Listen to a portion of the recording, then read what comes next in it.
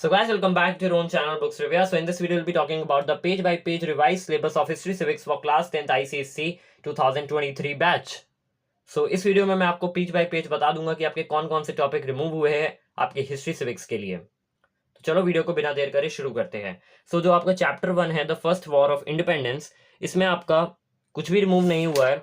अगर हम एक बार कॉजेस की तरफ देखें, जिसके कॉजेस थे, तो जो बोर्ड है उसने बोला है कि कॉजेस में आपको end of the company rule और चेंज इन द एडमिनिस्ट्रेशन के बारे में पढ़ना है. लेकिन आप देखेंगे जो कॉजेस होते हैं इसमें ज़्यादातर जितने कॉजेस वो सब एडमिनिस्ट्रेशन के चेंजेस के लिए ही है. जैसे चेंजेस इन द आर्मी हो गया और फॉरेन पॉलिसीज हो गया, policy of divide and rule हो गया. तो ये सब आपको पढ़ने पड़ेंगे, ये सब इंपॉर्टेंट है. एक चीज़ याद रखना, जो हिस्ट्री सिविक्स की प्रिपरेशन होती है उसके लिए आपका प्रीवियस ईयर क्वेश्चंस अच्छी तरीके से आने चाहिए. प्रीवियस ईयर में काफ़ी सारे क्वेश्चंस है जो बार बार रिपीट होते हैं. जैसे ये आपका how was the army reorganise after the first world war of independence, तो ये 2008 में आया था. और यही सेम क्वेश्चन बोर्ड के स्पेसिमेन पेपर में 2018 में था. State any 4 changes introduce in the organisation of the army after the first world war. तो आपको ये अच्छी तरीके से आना चाहिए. काफ़ी क्वेश्चंस होते हैं जो बार बार रिपीट हो जाते हैं, इसी वजह से आपको जितने भी प्रीवियस ईयर क्वेश्चंस है उसको आपको अच्छी तरीके से करना होता है. सिर्फ हिस्ट्री सिविक्स में नहीं, सब सब्जेक्ट्स में आपको पता होना चाहिए किस तरीके से क्वेश्चन आता है. काफ़ी बच्चे जो प्रीवियस ईयर क्वेश्चंस होते हैं उसको थोड़ा डिले करते हैं, तो डिले नहीं करना आपको उसको करने में. आप जैसे ही चैप्टर को कंप्लीट करें आप उसको कर लीजिए. तो इसके लिए आपको chapter wise previous year questions की कोई भी बुक परचेज कर लेनी है. तो ये जो बुक है ये ओसवाल की है, तो आप इसको भी परचेज कर सकते हो. तो अभी मैंने जो आपको दिखाई वो हिस्ट्री सिविक्स की थी, यही मैथमेटिक्स, केमिस्ट्री और फिजिक्स में भी आती है. फ़ायदा क्या रहता है ना, इसमें चैप्टर वाइज दिया रहता है और साथ ही साथ ये मार्क्स वाइज भी दिया रहता है, 1 मार्क 2 मार्क. तो जैसे ही चैप्टर कंप्लीट करो सीधे बोर्ड के क्वेश्चन करो. कोई और क्वेश्चन बैंक की तरफ जाओगे तो उसमें एक्स्ट्रा क्वेश्चन देखने को मिलेंगे. इसमें बोर्ड के ही क्वेश्चन डायरेक्ट दिए हुए हैं, मार्किंग स्कीम भी दी हुई है, पता भी चल जाएगा किस तरीके से लिखना है. साथ ही साथ कहीं कहीं इसमें ये टॉपर्स के हैंड रिटन दिए होते हैं तो और अच्छी तरीके से पता चल जाता है. ठीक है, जैसे किस तरीके से आपको अपने क्वेश्चन को आंसर मतलब डिस्क्राइब करना है बोर्ड में, तो वो आपको अच्छी तरीके से पता चल जाता है. तो इससे काफ़ी कुछ हेल्प मिल जाती है आपको. तो ये जो ओसवाल के प्रीवियस ईयर क्वेश्चन से जो क्वेश्चन बैंक है चैप्टर वाइज, इसके मैं लिंक डिस्क्रिप्शन में दे रहा हूँ, आप एक बार चेकआउट जरूर कर लेना. इसके बाद जो आपका ये drawbacks of the first war of independence है, आप इसको मत पढ़ना, ये कोर्स में नहीं है, ये बोर्ड ने अपने सिलेबस में मेंशन नहीं करा है. तो यहाँ से लेके आप यहाँ तक इसको मत पढ़ना, ये कोर्स में नहीं है. चलो आगे बात करते हैं. इसके बाद जो ग्रोथ ऑफ नेशनलिज्म है, इसमें जो factors leading to the growth of nationalism है, इसमें इकोनॉमिक एक्सप्लोटेशन कट गया है. और यहाँ पे जो Indian national association Surendranath Banerjee and east India association दादा भाई नारोजी एंड इट्स प्रिकर्सर्स, ये सब भी कट गया है. So factors leading to the growth of nationalism में पहले ही पॉइंट है इकोनॉमिक एक्सप्लोटेशन, तो आप यहाँ से लेके पूरा यहाँ तक काट दो. ठीक है, इसके बाद जो रिप्रेसिव कॉलोनी पॉलिसीज हैं ये सब आपको पूरी पढ़नी है. ठीक है, सोशल रिलीजियस कॉजेस भी पूरे पढ़ने हैं. यहाँ पे जो राजा राम मोहन रॉय के कंट्रीब्यूशन है, इससे एग्जाम में सिर्फ 2 कंट्रीब्यूशन पूछेगा और ज्योतिबा फूले के भी 2 कंट्रीब्यूशन पूछेगा, उससे ज़्यादा नहीं पूछेगा. उसके बाद जो रोल ऑफ प्रेस है ये भी आपको पूरा पढ़ना है. इसके बाद जो precursors of the Indian national Congress है ये पूरा आपको नहीं पढ़ना है. यहाँ से लेके आप इसको एंड तक यहाँ तक काट दो. ठीक है, जैसे सिलेबस में बताया गया था, east India association, Indian association और इंडियन नेशनल कॉन्फ्रेंस, ये आपको नहीं पढ़ना है. Formation of the Indian national Congress ये आपको पूरा पढ़ना है. फिर दो सेशंस ऑफ द कांग्रेस है, इसमें सिर्फ आपको फर्स्ट 2 सेशंस अंडर प्रेसिडेंट के बारे में पढ़ना है. तो first session of the Congress under the presidentship of WC Banerjee was attended by 72 delegates from all parts of the India. तो ये आपको पढ़ना है. उसके बाद the second session of the 1886 was held at Kolkata under the presidentship of Dadabhai Naoroji. तो सिर्फ आपको इतना ही इसमें पढ़ना है.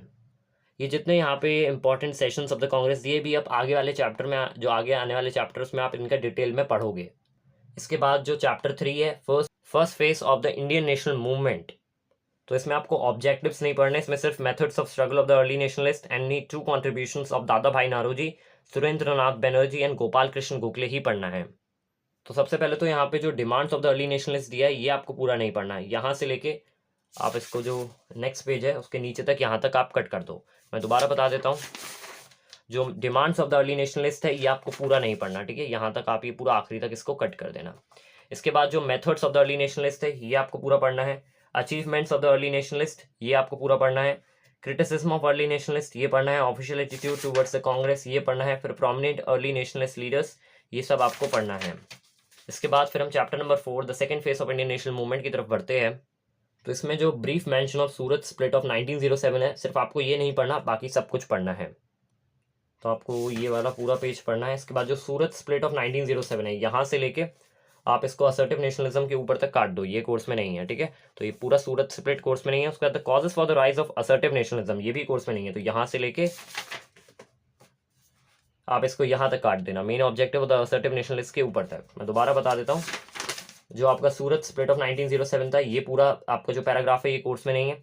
इसके बाद causes for the rise of assertive nationalism, ये भी आपका पूरा कोर्स में नहीं है, ये सब कट कर दो, ठीक है। ये सब यहाँ तक ये पूरा कट हो जाएगा। Main objectives of the assertive nationalism ये पूरा है। मेथड्स ऑफ असर्टिव नेशनलिस्ट ये भी पूरा है। Achievements of the assertive nationalist ये कोर्स में नहीं है, तो आप यहाँ से लेके इसको यहाँ तक काट दो, ठीक है। ये पूरा आपका कट जाएगा। फिर leaders of the assertive nationalism ये सब आपका फिर कोर्स में है। चलो आगे बढ़ते हैं। इसके बाद chapter number 5 the Muslim League पे। इसमें जो factors leading to the formation of the Muslim League and its objective है, जो फैक्टर्स लीडिंग है किस वजह से मुस्लिम लीग बनी, वो आपके कोर्स में नहीं है। आपको सिर्फ मुस्लिम लीग के ऑब्जेक्टिव्स और उसका जो इंट्रोडक्शन है वो पढ़ना है, और brief mention of the significance of the Lucknow pact 1916 के बारे में पढ़ना है। तो पिछले 3 सालों से इसमें चैप्टर में ये पूरा ही चैप्टर कटता आया है, इस बार भी ज़्यादातर कटी है। तो ग्रोथ ऑफ कम्युनलिज्म ये आपको पूरा नहीं पढ़ना है। Factors leading to the formation of the Muslim League ये सब पूरा नहीं पढ़ना है, ये सब काट दो। Events leading to the formation of the Muslim League कुछ नहीं पढ़ना, ठीक है। यहाँ तक पूरा है, यहाँ तक आप इसको कट कर देना। इसके बाद जो formation of the Muslim league है ये वाला पैराग्राफ आपको पूरा पढ़ना है। फिर AIIMS and objectives of the Muslim league है ये पूरा पढ़ना है। फिर जो impact of the Muslim league on the national movement ये सब आपको नहीं पढ़ना, तो आप ये पूरा कट कर देना। फिर लखनऊ पैक्ट आपको यहाँ से लेके ये पूरा आखिरी तक इसको आपको पढ़ना है, ठीक है। मैं दोबारा बता देता हूँ, formation of the Muslim League पढ़ना है, aim and objectives of the Muslim League पढ़ना है, इम्पैक्ट सब काट दो यहाँ पे।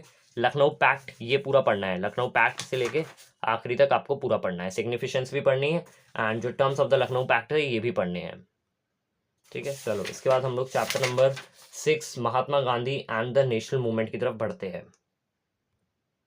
इस चैप्टर में ज़्यादा कुछ कट नहीं है, जब आप इसमें थोड़ा आगे आओगे यहाँ पे जो factors leading up to civil disobedience movement है, यहाँ पे जो नेहरू की रिपोर्ट थी, नेहरूज रिपोर्ट जो 1928 में दी गई थी, ये आपको नहीं पढ़ना है, ठीक है। तो यहाँ से लेके आप इसको यहाँ तक कट कर देना, नेहरू रिपोर्ट आपको नहीं पढ़नी है, बाकी सब इस चैप्टर में पढ़ना है। और ये मोस्ट इंपॉर्टेंट चैप्टर है, ठीक है, इसका वेटेज बहुत ज़्यादा रहता है, ठीक है, बहुत इंपॉर्टेंट चैप्टर है, इसको भूलना नहीं पढ़ना। इसके बाद जो क्विट इंडिया मूवमेंट है ये भी पूरा कोर्स में है, ठीक है। जो चैप्टर 6 और चैप्टर 7 है इसके रिलेटेड क्वेश्चंस आते हैं एक्सट्रैक्ट बेस, तो वो अच्छी तरीके से कर लेना, बहुत इंपॉर्टेंट है। फिर forward block and the INA है, ये भी आपको पूरा पढ़ना है, ठीक है। कॉन्ट्रीब्यूशन ऑफ सुभाष चंद्र बोस इसमें बहुत इंपॉर्टेंट है, याद रखना, लिखने को ज़्यादातर हर साल आते हैं, 3-4 क्वेश्चन तो मैंने अभी देखे ही थे उसमें, क्वेश्चन बैंक में बहुत बार आते हैं। फिर independence and the partition of India, इसमें जो कैबिनेट मिशन प्लान था ये पूरा कट गया है। माउंटबेटन प्लान के क्लॉजेज एंड इट्स एक्सेप्टेंस पढ़नी है, इंडियन इंडिपेंडेंस एक्ट के सिर्फ क्लॉजेस पढ़ने हैं। तो सबसे पहले इसमें जो events that led to the cabinet mission plan यहाँ से लेके सब काट दो, ये सब काट दो, ठीक है। ये पूरा आखिरी तक आप काट देना, कैबिनेट मिशन प्लान पूरा कट जाएगा, कुछ नहीं पढ़ना कैबिनेट मिशन प्लान के रिलेटेड। फिर जो लॉर्ड माउंटबेटन प्लान है ये सब आपको पूरा पढ़ना है, ठीक है, ये सब पूरा पढ़ना है। और उसमें आपके सिलेबस में बोला गया है क्लॉजेस के बारे में पढ़ना है। तो क्लॉजेस का मतलब होता है जैसे 2 न्यू डोमिनेशंस बनेंगी, प्रोविजन ऑफ पार्टीशंस, फिर government general for each domination, constituent assembly to serve as central legislative, तो ये आपकी क्लॉजेस होते हैं। एग्जाम में सिर्फ आपको क्लॉजेस लिखने को आएगा, ऐसे बोल देगा कि right 3 clauses of Indian independence act 1947, तो बस आपको यही सब चीज़ें लिखनी है, ठीक है। आपको ये जो डिस्क्रिप्शन इसका दिया है पढ़ लेना, सही तो समझ में ही नहीं आएगा आप लिख क्या रहे हो, लेकिन लिखना आपको एग्जाम में सिर्फ इसके क्लॉजेस हैं, ठीक है। तो ये सब पूरा आपके कोर्स में है। Chapter number 10 the first world war की तरफ बढ़ते हैं। फर्स्ट वर्ल्ड वॉर में जो अर्नामेंट रेस है ये आपका कट गया है, और टेरिटोरियल रीअरेंजमेंट आपका कट गया है।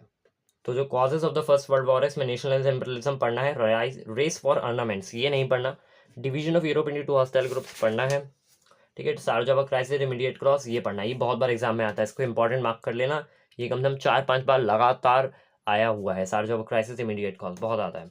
फिर जो events of the world war है ये आपको नहीं पढ़ना है, ये आप कैंसिल कर देना, ठीक है, ये पूरा आपको नहीं पढ़ना है। रिजल्ट्स ऑफ द वॉर के ऊपर तक इवेंट्स पूरा नहीं पढ़ना।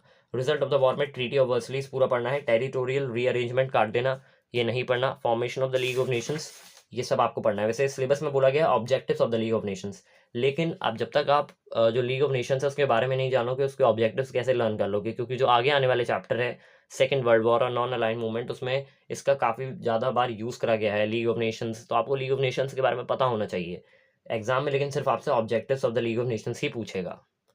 इसके बाद फिर जो राइस ऑफ डिक्टेटरशिप है इसमें मैं आपको बता देता हूँ क्या क्या कट हो गया है।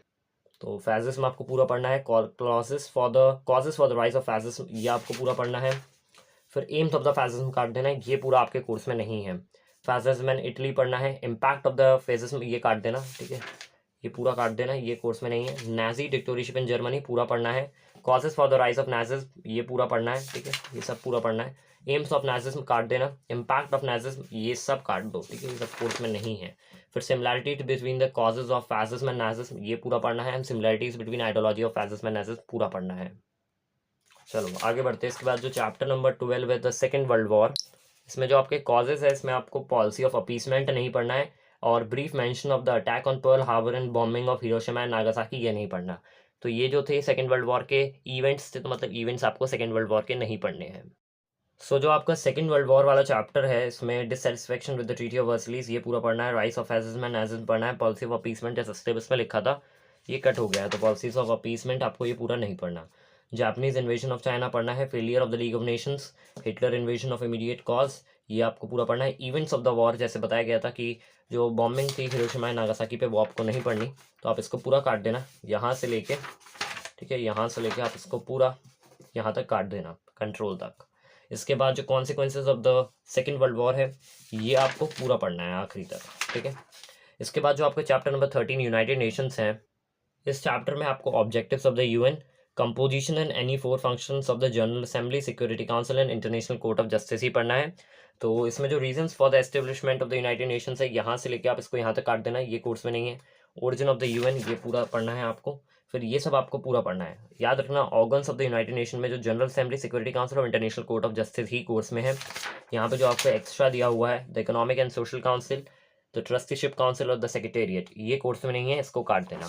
और जो पावर्स एंड फंक्शंस है, जैसे हम बात करें जैसे कि जनरल असेंबली की, तो इसके आपको पावर्स एंड फंक्शंस में सिर्फ 4 फंक्शंस एंड पावर याद करनी है और कंपोजिशन याद करना है। सिक्योरिटी काउंसिल में भी कंपोजिशन और एनी 4 फंक्शंस या पावर्स आपको याद करनी है। इंटरनेशनल कोर्ट ऑफ जस्टिस में भी composition and any 4 powers and functions ही आपको याद करने हैं। इसके बाद जो chapter number 14 major agencies of the United Nations, इसमें भी आपको यूनिसेफ, डब्ल्यूएचओ और यूनेस्को के सिर्फ 4 फंक्शंस ही याद करने हैं और कुछ भी याद नहीं करना है, ठीक है। तो इसमें जो आपको दिए हुए थे, और एक और चीज़ याद रखना, जो हेडक्वार्टर्स होते हैं, जैसे यूनिसेफ के हेडक्वार्टर्स न्यूयॉर्क में है, और जो डब्ल्यूएचओ के है उसके जेनेवा स्विट्ज़रलैंड में है। जो आपका यूनाइटेड नेशंस का ये यूनेस्को है, इसके जो हेडक्वार्टर्स है ये पेरिस में है। तो आपको हेडक्वार्टर्स और 4 फंक्शंस ही याद करने हैं इसके। इसके बाद जो chapter number 15 non align movement है, इसमें आपको brief meaning, objectives and names of the architects ही पढ़ना है। Meaning of the non align movement ये पूरा आपको पढ़ना है। Factors responsible for non alignment ये नहीं पढ़ना, तो यहाँ से लेके यहाँ तक कट कर देना। उसके बाद पंचशील भी नहीं पढ़ना, तो यहाँ से लेके यहाँ तक कट कर देना। फिर आर्किटेक्ट्स ऑफ नाम याद करना है आपको, और नाम सिर्फ आपको 3 ही याद रखने हैं, Jawaharlal Nehru, Nasser and Tito, ठीक है। Marshal Joseph Broz Tito, Gamal Abdul Nasser और जवाहरलाल नेहरू ही याद करना है, और इसमें जितने नाम दिए हुए वो सब आपके कोर्स में नहीं है। उसके बाद जो objectives of the non align movement है ये आपको पूरा पढ़ना है। रोल ऑफ जवाहरलाल नेहरू नहीं करना है, कोर्स से हट गया है, ठीक है। तो यहाँ से लेके आप यहाँ तक कट कर देना। उसके बाद जो अचीवमेंट्स ऑफ नाम है ये भी नहीं पढ़ना, और ना ही फ्यूचर ऑफ नाम पढ़ना है, ठीक है। तो अचीवमेंट्स ऑफ नाम का पूरा ये सब, और फ्यूचर ऑफ नाम का जितना डिस्क्रिप्शन दिया है सब आपको कट कर देना है। चलो तो अब हम लोग सिविक्स की तरफ बढ़ते हैं। सिविक्स में जो चैप्टर नंबर 1 है यूनियन पार्लियामेंट, इसमें powers and functions of the union parliament में आपको जुडिशियल और इलेक्टोरल फंक्शंस नहीं पढ़ने हैं। इसमें कुछ और भी कट हुआ है, जैसे मैं आपको बता देता हूँ। पेज नंबर 169 पे powers and functions of the Rajya Sabha and Lok Sabha है, तो ये मैं आपको बता देता हूँ। यहाँ पे जो लेजिस्लेटिव पावर्स है ये पूरी पढ़नी है, ठीक है। इसके बाद जो फाइनेंशियल पावर्स है ये भी पूरी पढ़नी है। जुडिशियल पावर्स आपकी पूरी कट हो गई, तो यहाँ से लेके आप यहाँ तक कट कर दीजिएगा। उसके बाद जो इलेक्टोरल फंक्शंस है वो भी कट हो गए, तो जुडिशियल पूरी कट हो जाएगी, ये सब पूरा कट हो जाएगा, इलेक्टोरल फंक्शंस भी यहाँ तक कट हो जाएगा। तो बाकी तो इस चैप्टर में सब कुछ पढ़ना है। चलो तो इसके बाद हम लोग chapter number 2 the president and vice president की तरफ बढ़ते हैं। तो इसमें जो प्रेसिडेंट की पावर्स है उसमें सिर्फ आपको executive, legislative, discretionary and emergency powers ही पढ़नी है। फाइनेंशियल एंड जुडिशियल पावर्स आपको नहीं पढ़नी है प्रेसिडेंट की। तो सबसे पहले तो यहाँ पे जो मैनर ऑफ इलेक्शन दिया है यहाँ से लेके आप यहाँ तक काट दीजिएगा। मैनर ऑफ इलेक्शन भी आपके कोर्स में नहीं है, आपकी बुक में भी दिया हुआ है फॉर इन्फॉर्मेशन ऑनली, तो मैनर ऑफ इलेक्शन आप काट लेना। मैनर ऑफ इलेक्शन कोर्स में नहीं है, यहाँ से लेके यहाँ तक। इसके बाद जो आपकी पावर्स ऑफ प्रेसिडेंट है इसमें एग्जीक्यूटिव वाली पूरी पढ़नी है, डिप्लोमेटिक काट देना, डिप्लोमेटिक कोर्स में नहीं है, ठीक है। लेजिस्लेटिव पूरी पढ़नी है, ठीक है। फाइनेंशियल पावर्स काट देना, फाइनेंशियल पावर्स पूरी कट जाएगी। मिलिट्री पावर्स यहाँ पे दी हुई है, मिलिट्री पावर्स भी पूरी कट जाएगी, मिलिट्री पावर्स भी कोर्स में नहीं है। जुडिशियल पावर्स भी कट जाएगी, जुडिशियल पावर्स भी कोर्स में नहीं है। फिर जो डिस्क्रिशनरी पावर्स है ये कोर्स में है। इमरजेंसी पावर्स ये सब फिर आपका कोर्स में है। फिर जो वाइस प्रेसिडेंट है इसमें भी जितना दिया है सब कोर्स में है आपका। इसके बाद chapter number 3 president and council of ministers है। इसमें जो फंक्शंस दिए है कैबिनेट के, इसमें आपको पॉलिसी, एडमिनिस्ट्रेटिव, लेजिस्लेटिव भी पढ़ना है। फाइनेंशियल एंड इमरजेंसी जो है ये आपका कट गया है। तो इसके लिए आप powers and functions of the cabinet 193 page number पे दिया हुआ है। एडमिनिस्ट्रेटिव पावर्स पूरी पढ़नी है, ठीक है, कोर्स में है। फिर जो लेजिस्लेटिव पावर्स है ये भी पूरी पढ़नी है। फिर फाइनेंशियल पावर्स आ जाती है, तो फाइनेंशियल पावर्स आप पूरी कट कर देना। फाइनेंशियल पावर्स आपके कोर्स में नहीं है और ना ही इमरजेंसी पावर्स आपके कोर्स में है, तो इमरजेंसी एंड फाइनेंशियल पावर्स आप इसमें कट कर देना। बाकी सब जो दिया है वो सब आपके कोर्स में है। इसके बाद जो chapter number 4 the supreme court है ये पूरा पढ़ना है और ये सबसे इजीएस्ट चैप्टर है सिविक्स का, ठीक है, बहुत आसान चैप्टर है, तो ये पूरा पढ़ना है आपको। इसके बाद जो high court and subordinate courts है इसमें आपको कंपोजिशन पढ़नी है, क्वालिफिकेशन पढ़ने हैं, appointment, jurisdiction and functions, original and appellate ही पढ़ना है, revisory, judicial review, court of record, enforcement of fundamental rights and writs, ये पूरा कट गया है। तो इसके लिए जो powers and jurisdiction of high court है इसमें ओरिजिनल आपको पढ़ना है, अपीलिएट पढ़ना है, एडवाइसरी नहीं पढ़ना। तो एडवाइसरी से यहाँ से लेके आप कोर्ट ऑफ रिकॉर्ड के आखिरी तक काट देना, ठीक है। ना ही एडवाइसरी पढ़ना, ना ही रिवाइसरी पढ़ना, ना ही जुडिशियल रिकॉर्ड पढ़ना, ना ही कोर्ट ऑफ रिकॉर्ड पढ़ना, ठीक है। तो आपको ये सब नहीं पढ़ना है। एक चीज़ याद रखना, ये जो है हाई कोर्ट के जुरिडिक्शंस है, हाई कोर्ट के एडवाइसरी, रिवाइसरी और जुडिशियल रिव्यू और कोर्ट ऑफ रिकॉर्ड कट गया, यही सेम जो जुरिडिक्शंस थे ये सेम आपके सुप्रीम कोर्ट में थे। तो ऐसा मत सोचना कि सुप्रीम कोर्ट का भी एडवाइसरी, रिवाइसरी, जुडिशियल रिव्यू कट गया है। सुप्रीम कोर्ट का पढ़ना है, ये हाई कोर्ट की बात हो रही है। हाई कोर्ट का जो एडवाइसरी जुरिडिक्शन, रिवाइसरी जुरिडिक्शन और जुडिशियल रिव्यू और कोर्ट ऑफ रिकॉर्ड है ये नहीं पढ़ना है आपको। नेक्स्ट पेज पे फिर यहाँ enforcement of the fundamental rights दिए हुए हैं, पावर्स टू इशू रिट्स, ये भी पूरा कट गया है, तो ये भी आपके कोर्स में नहीं है। फिर अदर फंक्शंस भी दिए हुए हैं, अदर फंक्शंस वाला भी आपका पूरा डिस्क्रिप्शन कट गया है। फिर independence of the high court है, ये भी आपका पूरा कट गया है। इसके बाद जो सबऑर्डिनेट कोर्ट्स आता है इसमें आपको ये सब पूरा पढ़ना है। फिर टर्म ऑफ ऑफिस, ये सब, ये भी टेबल आपके कोर्स में जो टेबल दी हुई है। इसके बाद जो कोर्ट ऑफ रेवेन्यू है यहाँ से लेके आपको ये लोक अदालत के ऊपर तक काट देना है, ठीक है। कोर्ट ऑफ रेवेन्यू वाला जितना भी डिस्क्रिप्शन है ये कोर्स में नहीं है। फिर लोक अदालत आपको ये पूरा पढ़ना है। फिर टाइप्स ऑफ लोक अदालत यहाँ से दी हुई है, तो टाइप्स ऑफ लोक अदालत का आपको डिस्क्रिप्शन नहीं पढ़ना, तो यहाँ से लेके आप यहाँ नीचे तक इसको कट कर देना। टाइप्स ऑफ लोक अदालत नहीं पढ़ना, एडवांटेजेस ऑफ लोक अदालत पढ़ना है, स्कोप ऑफ लोक अदालत और ये फैमिली कोर्ट्स जो दिया है ये सब आपको पढ़ना है। तो इसी के साथ हमने इस पूरी हिस्ट्री सिविक्स की बुक का जो सिलेबस है इसको डिस्कस कर लिया। आई होप आप लोगों को अच्छी तरीके से समझ में आ गया होगा। अगर आपको किसी भी चैप्टर में डाउट हो तो आप एक बार कमेंट कर देना। तो मिलते हैं किसी और वीडियो में किसी और सब्जेक्ट के सिलेबस के साथ। तो इस वीडियो में इतना ही। Thank you so much for watching. और आप मुझे कमेंट में एक बार बता दीजिएगा कि आपको और आने वाले कौन से सब्जेक्ट का आपको रिड्यूस सिलेबस चाहिए।